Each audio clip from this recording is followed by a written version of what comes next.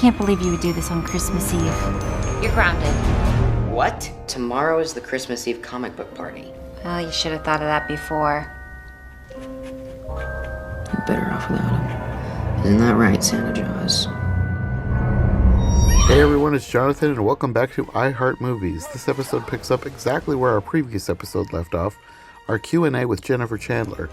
In that episode we talked a lot about some of Jennifer's favorite films, which includes a genre I wasn't really aware was big enough to classify as its own genre, bad shark movies, which includes the subject of today's episode.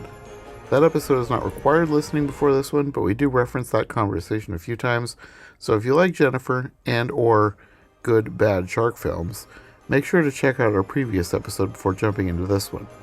Now in today's episode, we're talking about a recent holiday film that has been suggested to me several times over the last year or so, 2018's Santa Jaws. I did not know what to expect going into this film, though knowing it was a CGI shark movie by the Sci-Fi Channel did give me a bit of a clue. But despite how this movie sounds, it actually ended up being weirdly entertaining and was definitely not the train wreck one might expect. I wouldn't say it's going to be added to my personal favorite list of holiday classics anytime soon, but as you'll see, there is more to this movie than a purposely punny title and a terrible CGI shark. Ho ho ho, you son of a fish.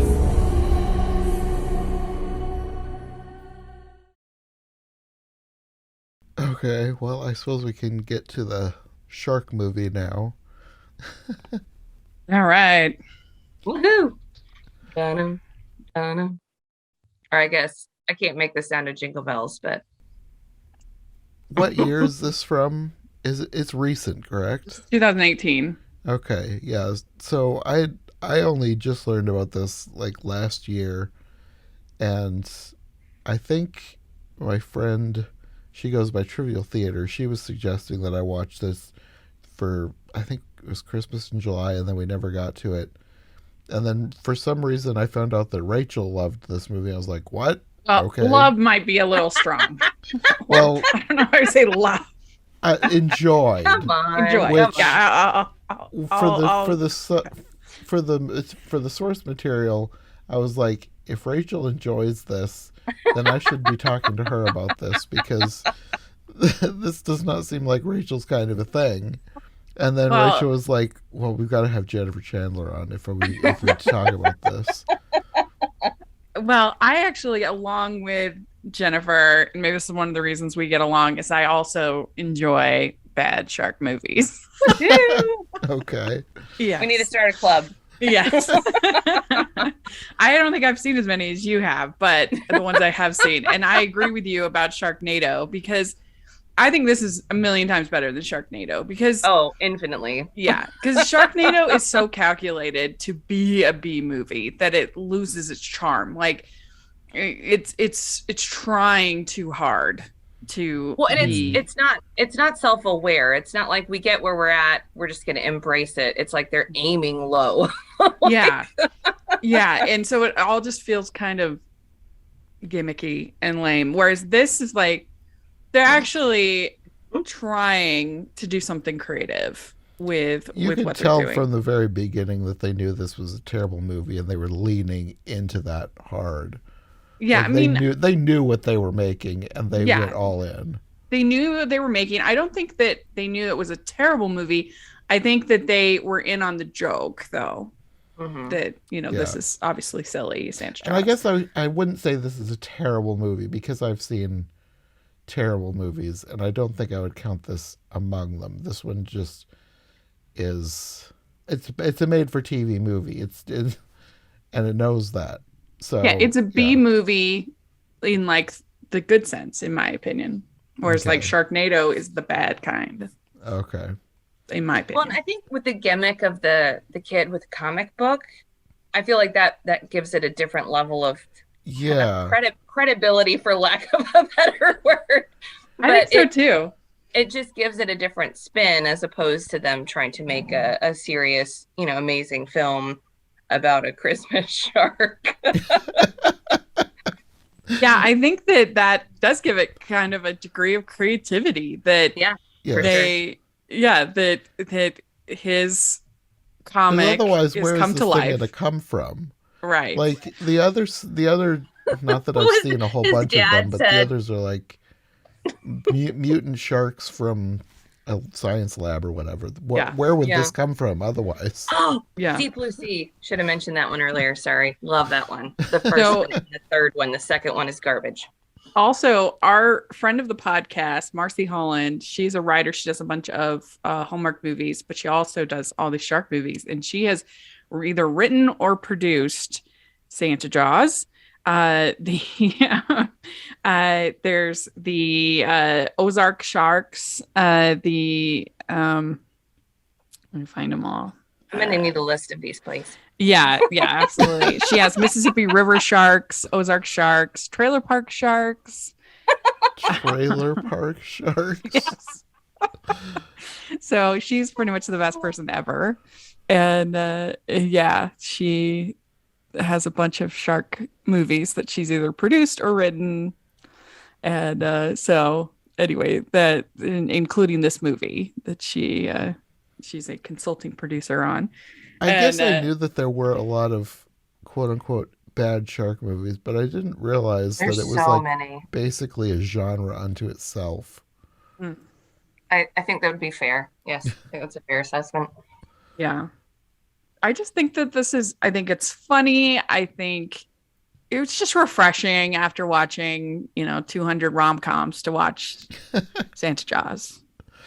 This kind of did seem kind of Hallmark-esque, but I can't really explain why.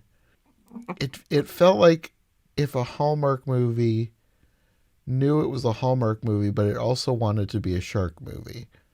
Yeah. Well, I mean, it has that low budget and also has that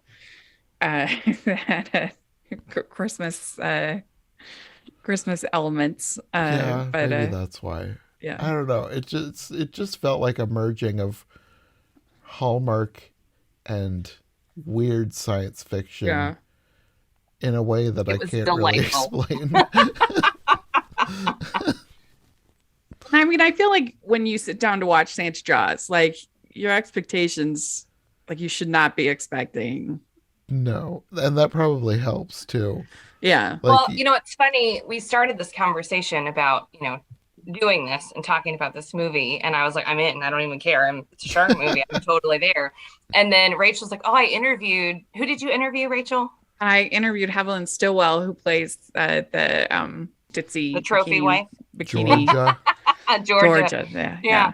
So you said you interviewed her, and I was like, okay, I'll check it out. And then I was like, oh man, I'm really excited for this movie. I shouldn't have watched this interview yet because now I'm stoked.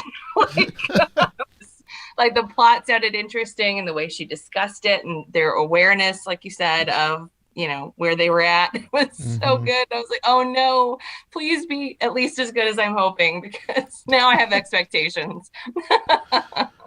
Yeah. Well, and Sean was tweeting about it. He's like, how did I get into watching this movie? Like the last 20 minutes. He knows exactly how he got into watching that movie.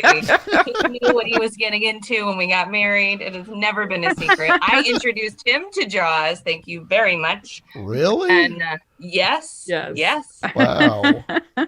One of my claims to fame. That seems like something that he would have grown up on or something. Right? Yes, it's a mystery to all of us, but nonetheless, that's one of the things that prove that we were well matched, apparently. I don't know. But yeah, he knows exactly how he got, Jaws is one of the greatest films I think ever made. I think that's a pretty universal opinion. It's I just you're saw never it for the first time last year because a friend of mine convinced me to see it, and I said, I'll watch it if you do a podcast with me on it, because she doesn't do podcasts either. And I ended up really enjoying it a lot more than I expected I would. Yeah, it's so good. Last year I actually got to see it at the drive-in. I mean, I'd seen it, of course, before, but it was the perfect movie for the drive-in. So we got to see the Meg. I was like 8 months pregnant, and Sean got an invite to a press screening of the Meg on the water. A local theater chain does all these big events like on the lake. And so we got to sit in inner tubes and float in the lake and watch the Meg on this ginormous like drive-in movie theater screen. It was phenomenal.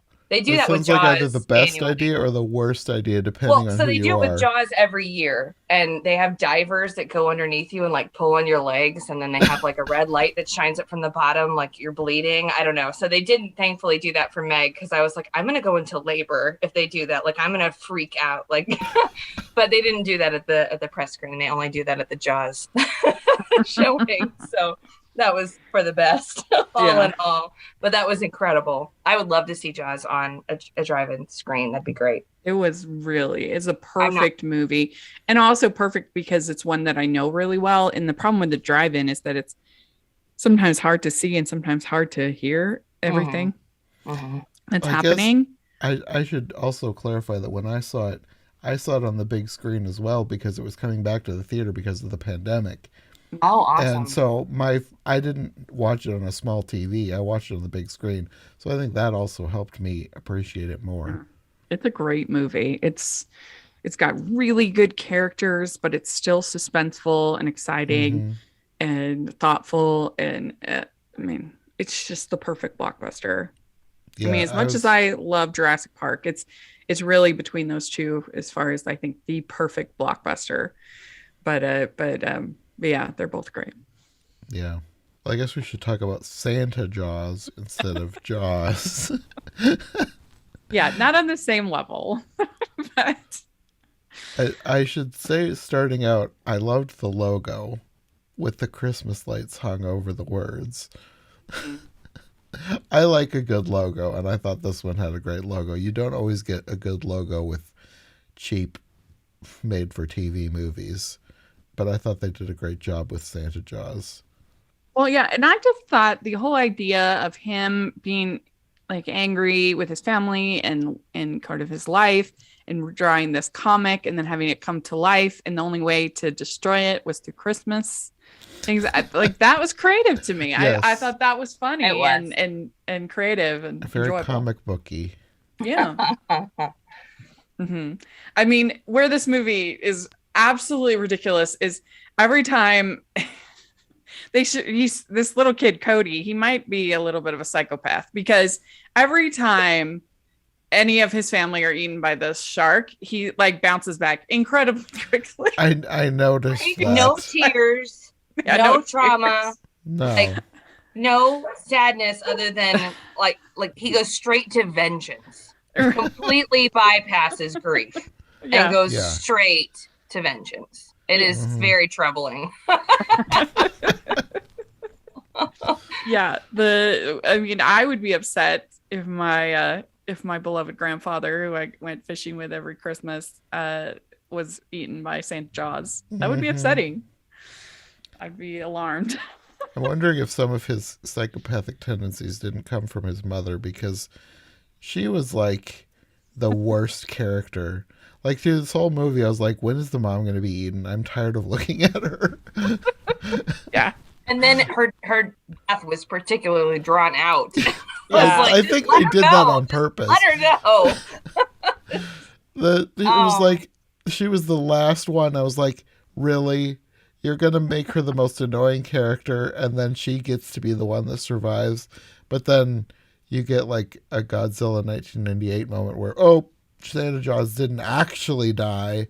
Instead, she is jumping up, and now for some reason she's just laying on the land chewing on her. Right? I'm like, that's not what sharks do. But it's a cartoon, so. I was going to say, to be fair, Santa Jaws doesn't seem like it adheres to any of the normal rules of shark behavior. Yes, that's true. I can't. Well, and I don't think that they exist in that like kind of water anyway. Well, that was what was so funny. Sharks. I'm getting probably a bit ahead of myself, but when the dad was like, I thought he was going to be supporting his son. And he's like, it's not your fault. This isn't your fault. And I'm like waiting for what's coming next, some heartfelt moment, or I didn't really know where they were going. And he's like, this is a non-indigenous species. And I was like, what is happening right now? Like, clearly that's not why the shark is here. That was so great. Yeah. The whole thing with the comic book comic book store, and the comic book store owner was funny. You know, I feel like I know him from somewhere. Like, he looks so familiar, but I didn't recognize anything on IMDb. Is he like a YouTuber or something? I feel like I know him from somewhere. Oh, really? I don't know. He just seems so familiar, but he did seem familiar. I didn't look him up, but he I don't does. know Maybe where I he's would just have got known one of him those from. faces. Maybe. I don't know. He just seemed like, I don't know, like I knew him from Clark, somewhere. right? That's his name. Let's see. I just called him comic book guy when I took my notes. Most of the people I referred to as what they were instead of by their name, because I didn't really catch a lot of names. I don't know. It says he is an actor. He's been in some roles, but nothing that I recognize. I didn't recognize any of them though. But yeah, I don't know, that whole thing, and like he's giving out these massive weird weapons to children. Like, what is he doing? Well, it turns out he's not that great of a guy anyway, so I guess He was not a role model or person that any children should spend any amount of time around. Yeah. He was very shady. Yeah. And he figures out that he can change the drawing and then change the shark. So he gets rid of the teeth, which was a smart move. But then he eats those Christmas baubles and then gets like shard teeth. So then it didn't do anything anyway. Yeah, they were like green and red. And then he draws the candy cane impalement thing, which just becomes a greater weapon. He's like, now he's got a spike. It was a narwhal shark. It was the absolute best. A candy cane unicorn shark. It didn't impale the shark's brain like you would think, but instead it turned it into a unicorn. It was the best move. It was ridiculous. It's hilarious. By ridiculous, you mean brilliant. Brilliant. That's right. Agreed. Yeah, for this kind of thing, it was kind of brilliant. Never seen anything like that in my life. I've never seen anything like this whole movie in my life. Yeah. Fair. Well, and do you like when the parents try to shoot Santa Jaws and ends up being a crocodile? A rubber alligator. And it was like, or alligator. And yeah, it is like the most fakest thing ever. It was pretty bad. It was really funny. But yeah, I did laugh. I want to know what part of the country they're in, because it's like the day before Christmas, but the grandpa's going fishing, and like they're supposed to be on. Are they by a lake or are they by an ocean? I was very confused as to where this. I think it's like a lake. I think it's Georgia or Texas or kind of around Louisiana, that kind of area. It didn't seem like the right weather. I don't know. No. They had like Spanish moss hanging from the trees and stuff, but I couldn't figure out where they were either. Yeah. It was one of those things where it's like, yeah, whatever. I'm not going to pick over that too much. No. So there's like the magic pen. I'm a little confused about the magical rules of the magic pen. So he draws, whatever he draws comes to life, and he drew the Santa Jaws, but he has to draw it with that pen in order for it to work or something. I guess so. I can't remember what the inscription said, but I feel like if you give that kind of a gift to a teenager, you should probably speak to him when you do it and not just hand it over. Or you end up being eaten by did a you even know shark. what it was? Because it was from the grandpa. Yeah. The grandpa never explained it. No. Well, and then it says a different language on the top, so it's not like he would even understand the warning. I think it said it was. They said it was Elvish, like from Lord of the Rings. Didn't they say? I think it was German. I think the comic book guy thought it was Elvish, but then the girl, the love interest, said it was German, and she read it. Oh, okay. Well, I was confused because the comic book guy says that I could have drawn Svetlana so she spoke English. So is Svetlana also a? Oh yeah. It was created by the pen? Yes. Yeah. Because when he left it behind at the store, he drew her, a new car, and piles of money. Yep. And apparently that wasn't enough because he ran away with it and didn't want to give it back. I'm like, if you drew all of that money, what else do you want? You have enough money to live off for the rest of your life. Here's my question. You draw the car, you draw the girl, you draw all the money, and then you stay in your comic shop? Why don't you go Yeah. somewhere? Why didn't you put the money in your car and go? Like, why would you wait at the comic shop for the kid whose pen you stole to come back and get it? Just That's leave, and true. then the movie's over. Well, We can the add that pen's to the gone. list of questions I have at the end. I'm concerned about Svetlana. I think it's not going to be a good life. One of my other main questions that I had at the end was like, what happened to her? That's a great question. I hadn't even thought about that until this very moment. Because like I mean, we're all over the place anyway, so who cares? At the end, he's like, he wishes for everything to go back, and then he draws his character getting his wish. So everything, or his family back. So my question is, does that include his best friend? Does he consider his best friend family? So his best friend back. I guess the neighbor girl is back. So yeah, maybe. I'd assume the friend is back, but it was really, I was disappointed. I was like, well, you really cared about him. We definitely did not see him return. So yeah, I assumed he did, but I was like, you should probably care about your friends more. And the comic book guy, did he come back too? Presumably. Yeah, I think so. So then is Svetlana still real? Is all the money still real? And is the car still real? I would hope not. But again, this is like does. rules of the pen. What rules does this pen abide by? Well, because he set the comic on fire at the end. Yeah, and then that everything too. reset, and then the girl gave him the comic back. But the comic was drawn before he got the pen. The shark came to life because he drew another version of the shark.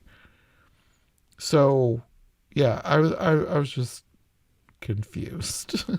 Well, yeah, I don't think he even drew Santa Jaws in the comic. Like the one that came to life, I don't think was in the comic book. Maybe I misunderstood how they framed it.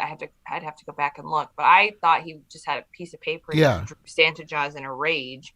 Yeah, because he had an already in progress pencil sketch, and he used the pen to give it an outline, and then magical green light, and suddenly the shark is alive. So then why would burning the comic kill it? I didn't understand that.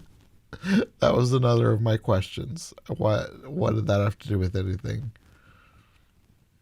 Yeah, I don't know. I guess he was just getting rid of all evidence of Santa Jaws. It was all gone. But Santa Jaws was like affected by the burning of the comic, because he started the comic book on fire, and then she like burst into green flames and was gone. Yeah, it's true. I don't know. So he wasn't using the pen for the comic. That was before he got the pen. Yeah. Well, he did use the pen in the book later, like to change things. Maybe that's all that was needed. I don't know.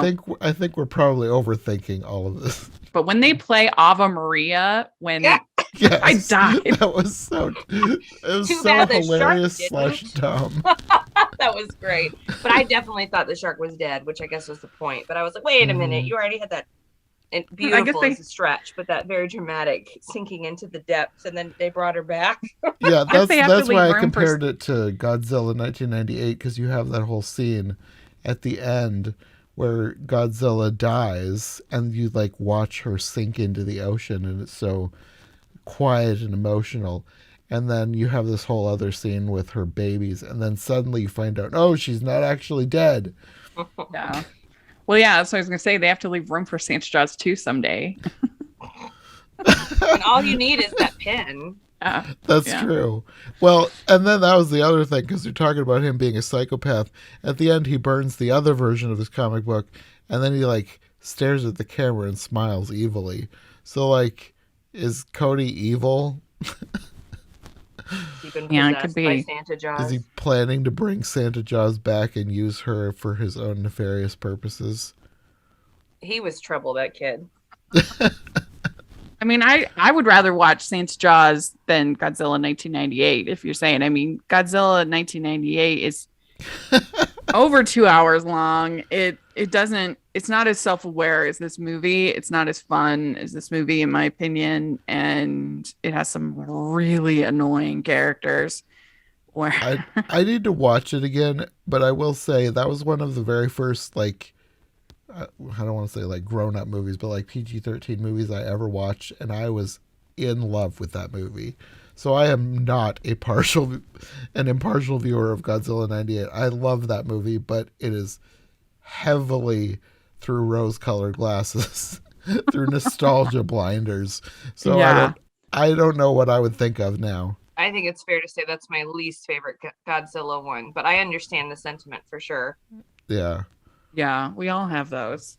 I was a jaded, cynical 17-year-old when I saw Godzilla in 1998. And I was like, what is this? This is terrible. I don't like it. So Yeah, I think I was 14 or 15. It was one of the very first ones I was allowed to borrow from the library, because we weren't allowed to watch any PG-13 movies before we were 13. And even after that, it was like Wow. Mom had to approve our viewing. pretty strict, huh? And Yeah. I'm not sure I'm not sure why she approved that one, but she did. I think And maybe what we would- saw part of it on TV and like convinced her it was good. What would don't she know. think of Santa's Jaws? She'd be horrified. Probably, yes. She probably would take it far more seriously than any of us are taking it. I feel Yeah. like that's a whole nother conversation with all our generation of people who watch movies on TV and fell in love with them, and then watch the unedited versions and were like, "Whoa, Yeah, I didn't that's know that true. was in there." That's Yeah. very true. To this day, the only version of The Matrix I've seen is the one on TV. I don't know what I've missed out on, because that's the only one I've seen. Hopefully that creepy bug, but I doubt it.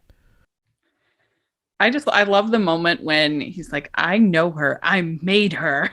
Oh.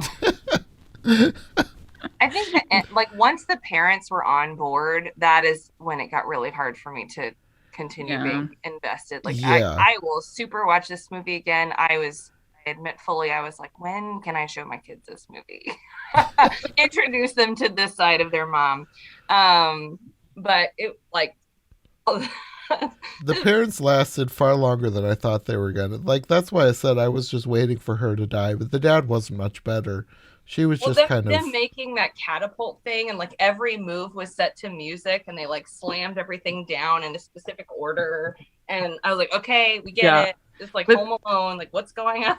Like just Like at this point, how many, like so many people had died. And the fact that she was like, you're not taking my turkey. Like what? oh, Yeah, I was like, It was- who is she was the left worst. to eat the turkey?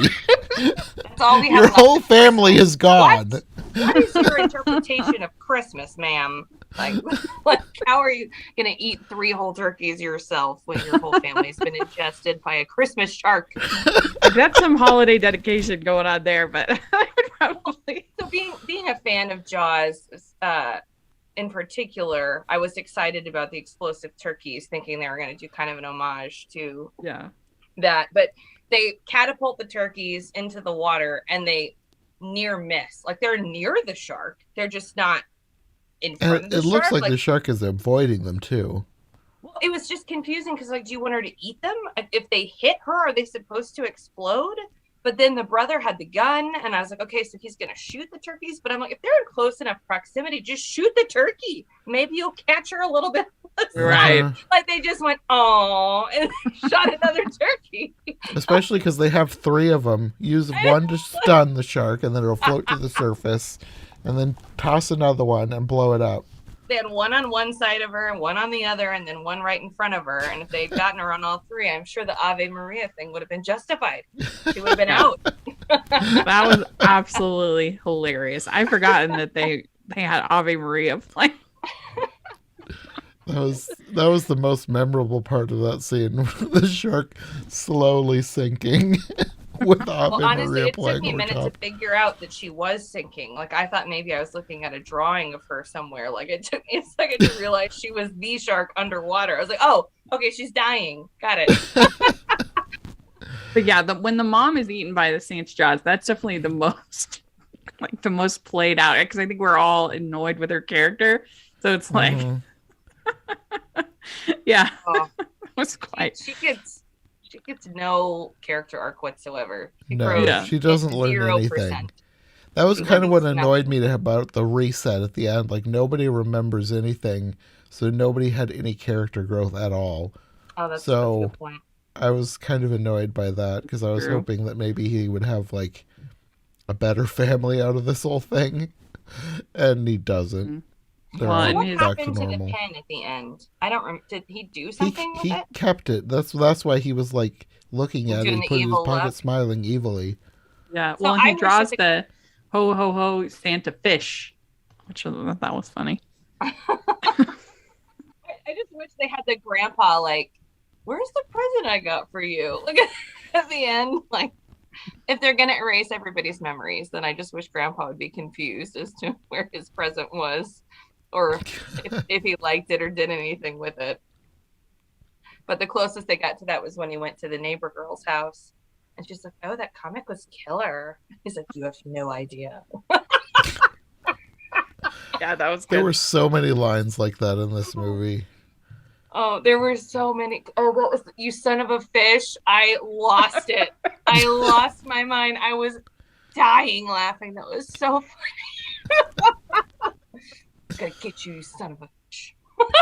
Yeah, that was good.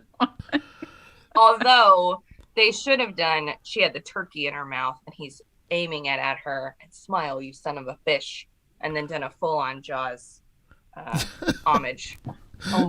Yeah, that was really good. That was iconic. Oh, wow, you son of a fish. Yeah. Goodness. I mean, I just feel like they actually tried to like do something creative. I feel like that I don't think that there's any better Santa Jaws movie out there. Like this is it. Like I mean, you can argue should that exist at all? I get that, but I feel Are there others? No, I don't think so. Okay. But I'm I just was saying, like, I think this is what the am best. I missing? My holidays are about to get way better. I just think that I gotta hand it to them that they did the best they could with what they were given. Yeah, definitely. I really do. And when he says, hey, "You're not listening to me. That is not a shark. That is Santa Jaws. It's Santa Jaws." And then then his poor Josh. He's like, "What does this look like to you? Look a little familiar? I know her. I made her. That is her. And you can either help me or I can do this myself." I think that was the dynamic between the parents and the kids. Like, I get that parents blow off their kids or think they know better than their kids, and like those are all normal movie tropes and dynamics. But like the very first time he runs up to them, he's like, "Something happened to Papa. He got eaten by a shark." And they're like, "Whatever, go back to your room." Like nobody even cares at all. They don't even go in to look to see if he's in his room. Like they just completely ignore him. I was like, that is not a healthy family. Did you like too when they blame it on global warming? That made me laugh. The fact that his parents didn't even check on the grandpa just to see, just because like if even if my kid told me that something like a dinosaur ate grandpa, like what, maybe I would think that the kid had been traumatized by something and thought it was a dinosaur, but I should just check on grandpa just to be safe. They didn't even bother checking on him. Nope. Well, even to placate the kid or get the kid to calm down and catch him in his lies. Yeah. Like, grandpa's fine. He's right there. You know, go to your room. Did you like the little joke about jumping the shark? When he's like, "Whoa, that elf kill, it's savage," and then there was sometimes you got to jump the shark, which is like that was hilarious because that's like a thing. Fantastic little puns. Yeah, jump the shark is what they gone. say about television shows when they've gotten boring is how they've jumped the shark. Yeah. And what show was it that they did that on? Like, was it Happy Days? Yeah, it's Happy Days that Fonz jumps the shark, and so now they always say like he literally jumped over a shark on water skis, and then that became a whole thing. Isn't that funny? Yeah, so like whenever a show's been going on for a long time, like The Office jumped the shark so many times, but an old show, The Simpsons certainly has a ton of times, but when they've been going on too long, it's jump the shark. So I thought that was good. I mean, this is not like a good movie, but I think it's actually creative and funny, and if someone say what's a B movie that you can have fun with watching, I think that this is one that you can have fun with. Yeah, I mean, I enjoyed it. It's again, I'm super biased, so I feel a little hesitant to be like, oh yeah, you totally like it, because it's very much in my wheelhouse. Like, I would recommend it to Jennifer because I know she Absolutely has an appreciative palate for these kinds of movies. I've got a girlfriend who really likes monster movies, and so I'm on the fence. She likes sharks too, so I'm on the fence if I'm going to suggest this or not, because it's just enough over the line that I'm not sure if she can handle it. But Does I mean, she it's no letters to Satan Claus, but it's up there. Yeah. If she likes the other like Sci-Fi Channel bad CGI movies, she might like this one, especially if she would like the fact that it is self-aware. Yeah. I think it almost has to have the bad CGI. If it didn't, then it would be like, this knows what it is and is what it is, where like, I actually thought that the Meg was boring. I didn't really like the Meg. I think it took itself too seriously. It wasn't. They didn't take the shots that they needed to. Yeah. Like the ad made it look like it was, you have Jason Statham. Do some more stunts. Do something crazy. Like, the ad made it seem like it was going to be really tongue-in-cheek and funny, and it totally took itself seriously. So, and it ended up just being kind of boring. Like, so, but yeah, this knows what it is. Yeah. We should talk about the person that you interviewed too, Georgia, that character. She wasn't in there a lot, but she was like my favorite character. Yeah, she was funny. Which is funny because after she died, they never mentioned her again. Like, anytime they talked about the shark eating someone, they never mentioned Georgia. That's for true. Papa, for Mike, nobody cares about Georgia or the friend or the neighbor girl. It's just Mike and Papa, and everybody else can just go stay in the shark's belly. Yeah, Haviland Stillwell, that's the actress's name, and yeah, they were definitely kind of poking fun at Final Girls and the sort of the silly girls of horror, and I think she did a fun job with the role. It was kind of weird because when she first came on screen, it was like, this person is so annoying, but then she kept the longer it went on, the more I liked her. I'm not really sure why. She just had some funny one-liners, and she was one of the ones where it seemed like she almost knew what she was and played it up to at a very amusing degree, at least for me. Yeah. Especially like when she finally does die, she goes out, like the whole scene, she's eating this candy cane. I'm like, this is the dumbest thing, especially when they're talking about the thing being attracted to Christmas things. Stuff. I'm like, you're luring this thing in. But then that ended up being a weapon that she defended herself with and actually injuring it. Yeah. And that's how they realized its weakness. Yes. I don't know. I liked her. She was the most likable character for me anyway. Yeah. Yeah, I did like when she impales the shark with the candy cane. That was great. I think it says a lot about the other characters. Like, I know we don't really like the mom. The dad just seemed to be focused on his own stuff, like, all the time. His what did he teach? Physics or something? I wasn't really sure what the whole thing with the parents were. Like, they talked about maybe being a teacher. They talked about having a restaurant. They talked about running some sort of a charity thing. Like, they did have like a whole bunch of hats. So many things. It's like, no wonder their kid is acting out. Right? He needs attention. Go talk to your child. The brother played baseball but couldn't throw. Oh, I'm so glad that my favorite part. It wasn't really my favorite part, but also was whenever they try to lob stuff at the shark, and like you could. Like, it's supposed to be a high-powered throw, and you can just see it die. Like, it just falls right before it hits the shark. And one of the times they throw something at it, and it clearly just falls over. Like, it clearly doesn't have any power behind it at all. And then they switch to an under-the-water shot, and it impales the shark. And they're like, you got it! I'm like, she did not get it! That was a terrible throw! That was the most fun, was watching them try to throw things at the shark and then try to decide whether or not the crew would determine if it actually hurt the shark or not. Because clearly nothing they threw was actually going to do any damage to anything. Well, and they're like mocking you. It's called aim. Yeah. It's like, he's trying to kill a killer shark, a Christmas shark that you made. Let's be nice here. Yeah.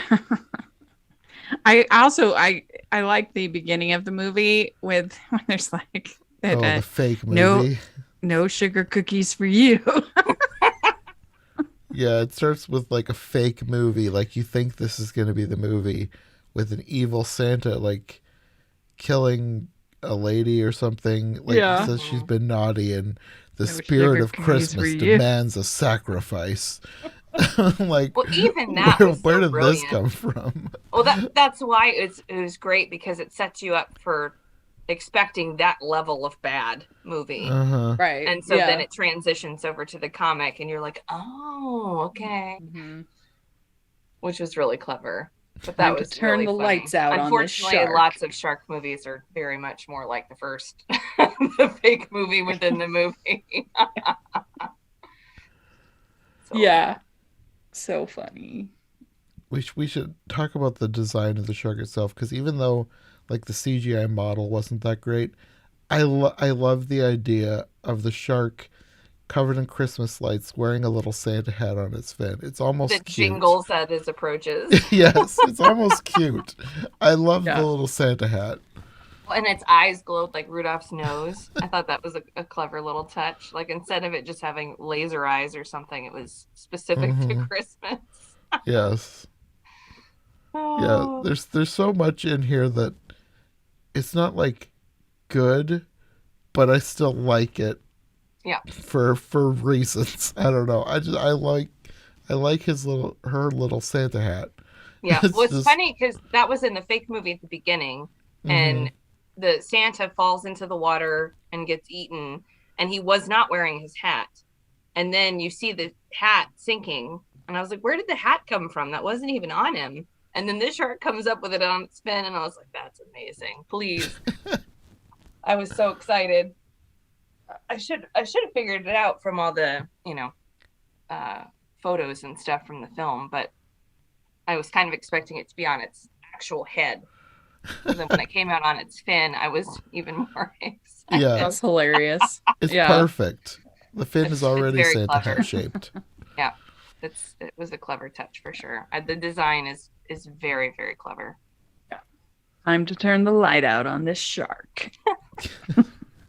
There was a lot of good / bad lines in this movie. The dialogue was really entertaining. The one that made me laugh the most, it had nothing to do with anything shark related, but they were talking about their uncle was one of the first ones that got eaten, and they were like, Uncle Mike wasn't afraid of anything, and George is like tearfully says, except clowns. Just out of nowhere. That made me laugh so hard. Yeah. Another reason I loved her. We need the clown shark movie. Have you seen Rhett and Link's video, their music video for Clown Shark? No. That is you know who Rhett and Link are, right? Nightmares. They're YouTubers. They are hilarious. They have a video called Clown Shark, and it is so bizarre. I love it so much, and I think I'm in the minority because I think I showed it to some friends and they hated it, but I thought it was hilarious. What's it called? I think it's just called Clown Shark. Oh my gosh! I don't know if I'm really excited or terrified. Oh no! There's definitely a Clown Shark song that I wish I'd never seen before. Yes, that's it. That's it. Oh no! Okay, I think that's my line. I don't think I can see that. Or I will never stop seeing that when I close my eyes. It's not. You have to watch it. It's so bizarre, and like Rhett and Link have a very bizarre sense of humor, but I haven't heard of that one, I have to say. Oh my goodness. Now, I'm looking on IMDb though. Most of the reviews are really good. 8 out of 10, 9 out of 10.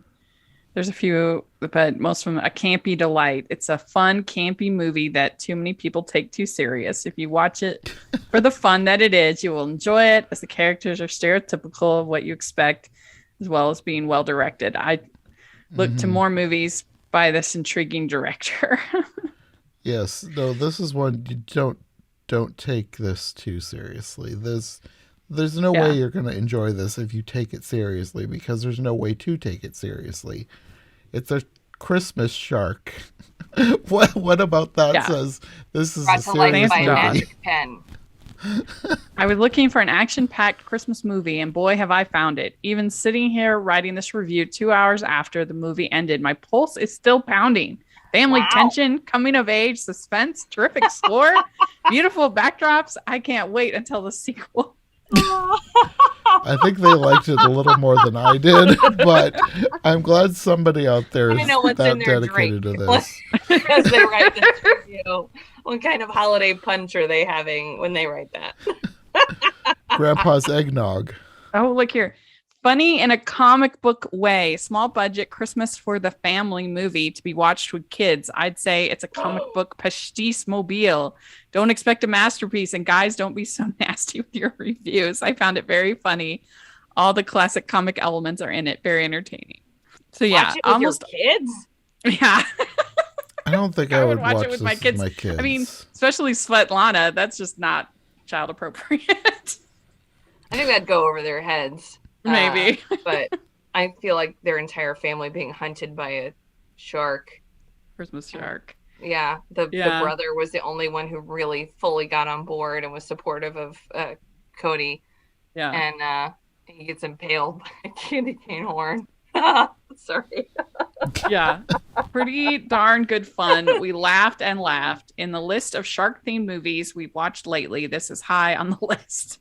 Okay, I need to know the rest of their list right now. Like, what does that mean lately? I need a time frame and a list of movies, please, and thank you. Also, it's been added to our fun Christmas movies like the original Die Hard. It is certainly not as high on the list as Die Hard, but I will consider watching this with my kids on Christmas when they're older. I don't know when that point is going to be. Here's what's funny. It says the result was a movie that is every bit as family friendly as the Meg aspired to be, without losing any of the qualities that make the best of the sci-fi shark movies work. That is a fair critique. That's a good point, honestly. Like, this movie embraced things that the Meg was too afraid to do. Yeah, here's one masterpiece. They believed in what? There's incredible acting, characters you can relate to, highly believable storyline. The shark wears a Santa hat on his dorsal fin. So cute. Are these all the writers and their families leaving reviews? I can't wait to watch this again, and maybe even every day for the rest of my life. I think they're leaning into this a bit hard. Oh, I think so.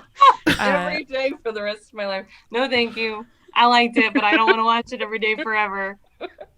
I think The Grinch has been unseated. It has some of the best special effects of any Christmas movie to date. You'll laugh, you'll cry, you'll stand up and cheer. How dare you? No, The Grinch? Yeah. What? Yeah. We have conflicting worldviews here. Which one Grinch? more? Got to read this one. 10 out of 10. That's a good question. He says, I laughed so hard and hoped for so much and wondered how this would play out. Now that I've watched it, bravo. Yes, it's campy, and not just campy, but full on campy. And they ran with it with gusto. Of course, there isn't much of a serious plot. You're not meant to watch this kind of movie thinking it will change your world.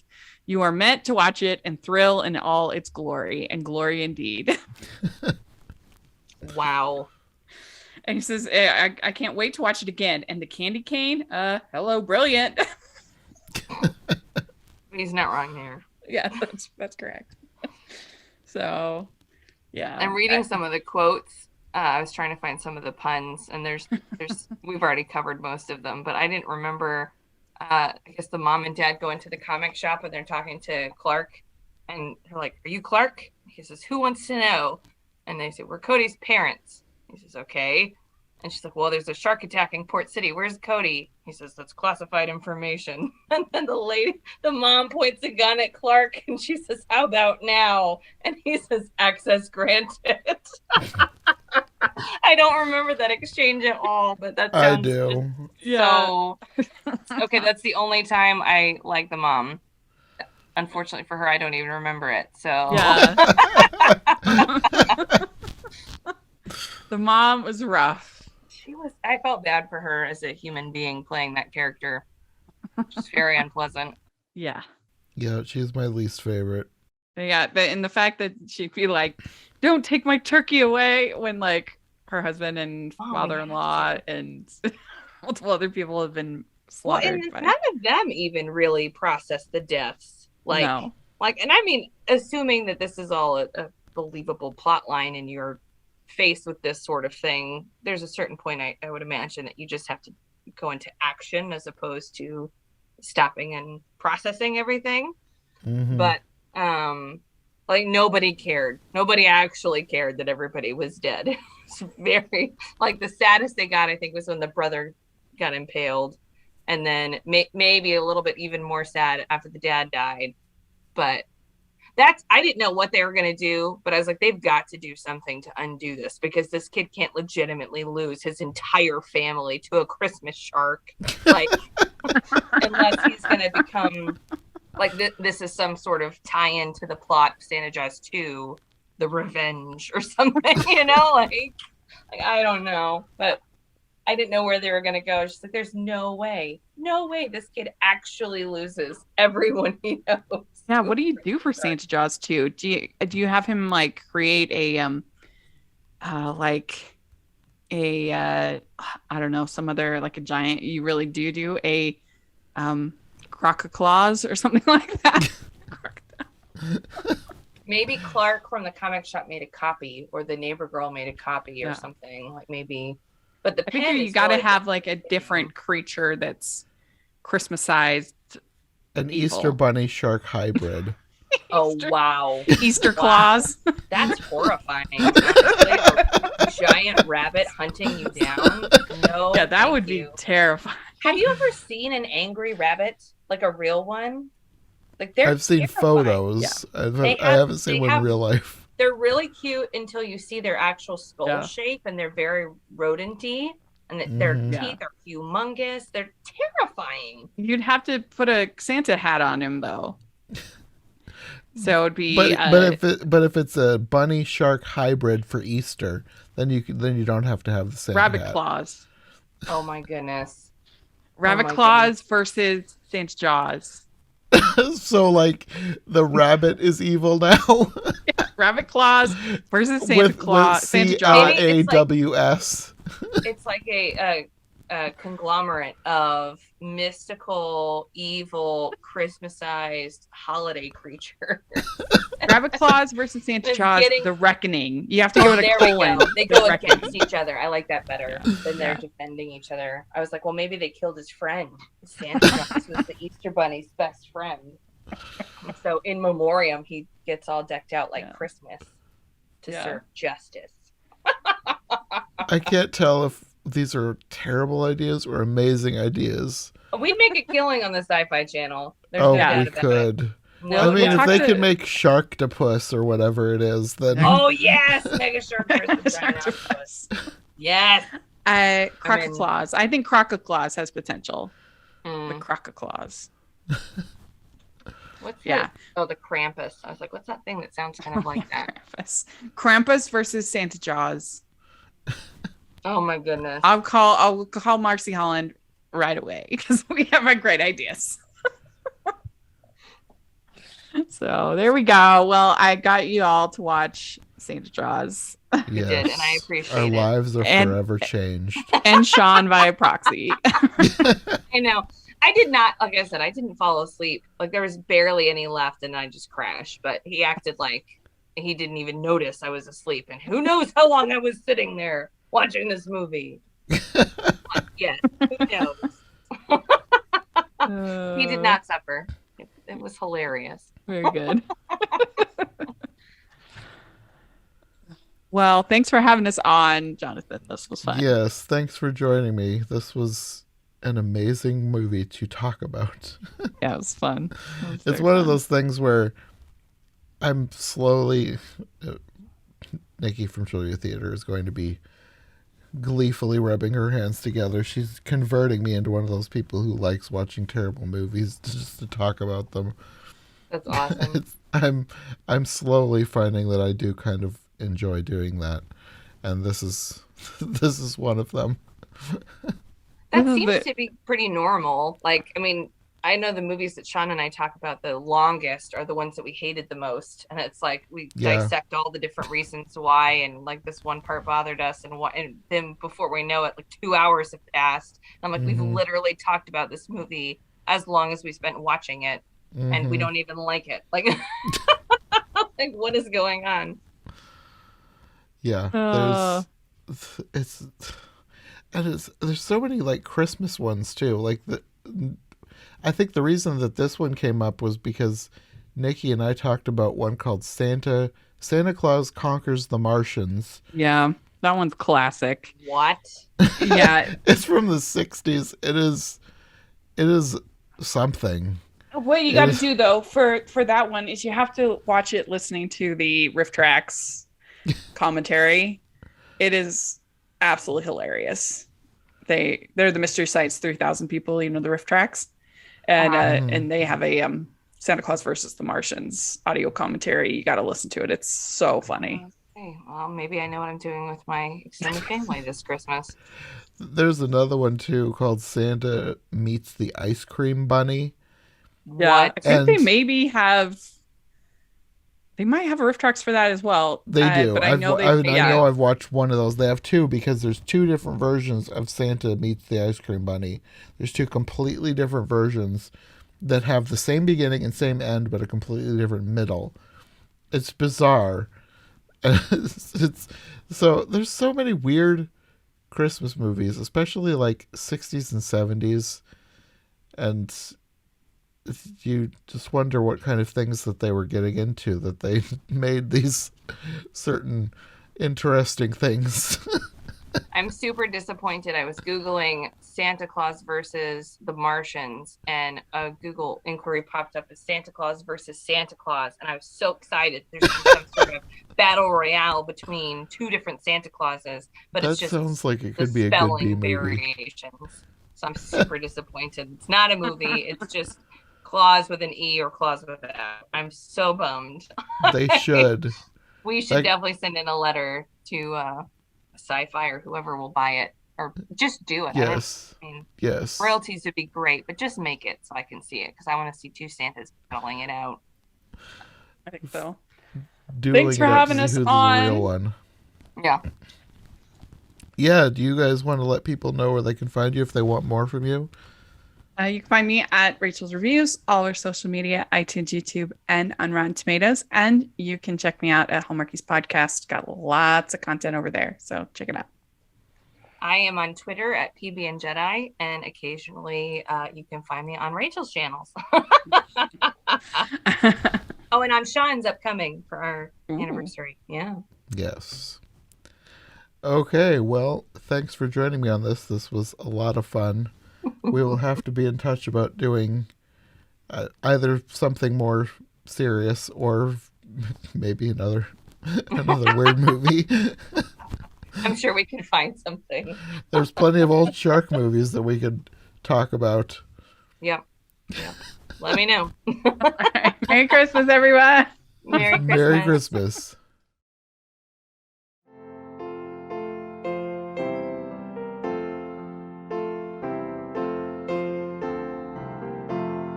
Thanks for listening to this special Christmas episode of the podcast. If you like what you've heard, then don't forget to subscribe on whatever platform you prefer, and of course make sure to follow my co-hosts as well.